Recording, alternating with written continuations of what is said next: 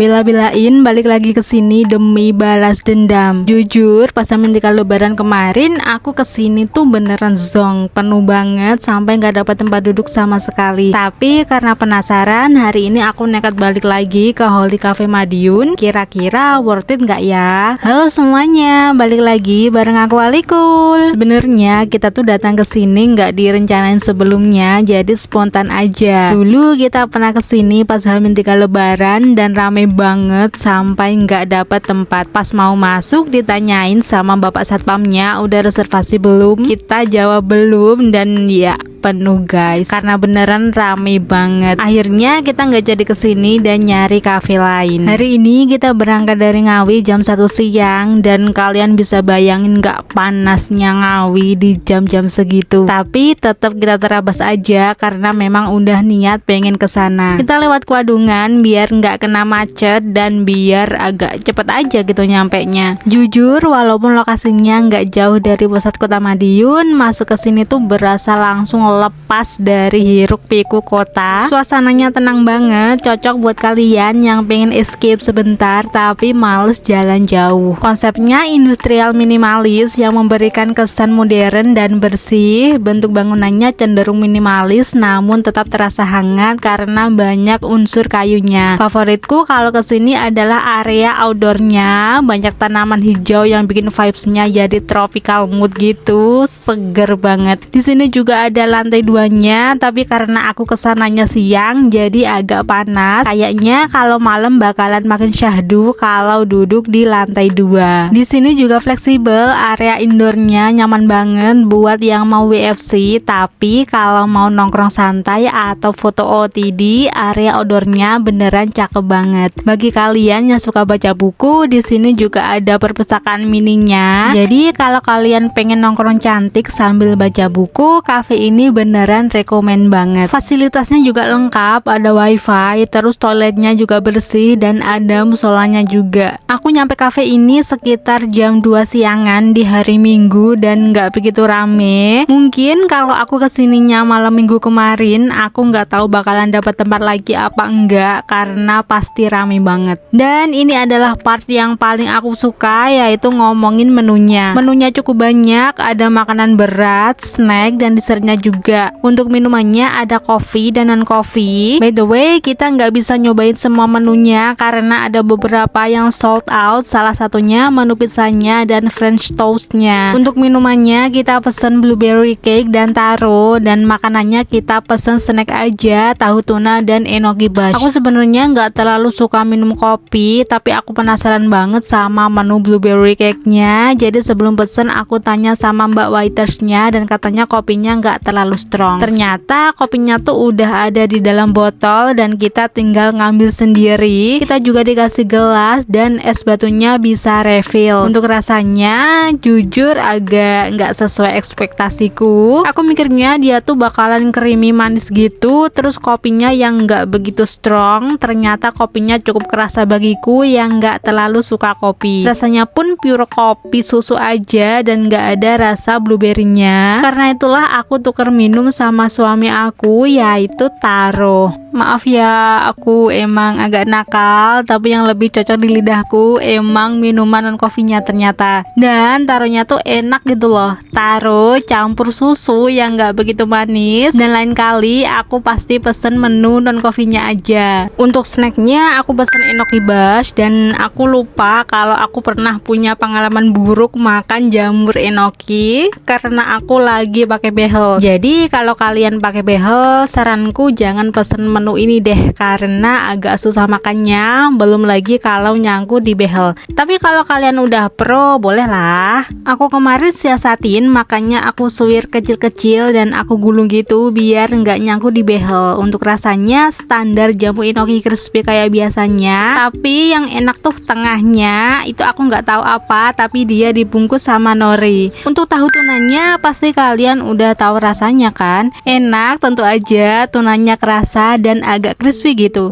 Dan hari ini kita habis segini, menurut kalian worth it nggak atau agak overpriced? Overall rekomend banget buat Koholi Cafe ini. Mungkin lain kali kalau kesini bakalan nyoba makanan beratnya. Kalau kalian mau foto cantik di sini, aku saranin kesininya sore aja kayak aku gini dan duduknya di tempat aku ini karena cahayanya beneran cantik banget. Jadi guys, kalau misalnya kalian nih pergi ke Koholi Cafe ini, lebih baik aku saranin kalian kesininya sore aja sekitar jam 1 siang sampai jam 4 karena cahayanya tuh bagus banget, nyaman juga. Misalnya kalian butuh untuk WFH atau WFC, ini bagus banget di sini tempatnya, nggak begitu rame, tenang, adem, lengkap banget, makanannya enak, tempatnya nyaman, terus fasilitasnya juga lengkap, banyak tanaman hijaunya juga.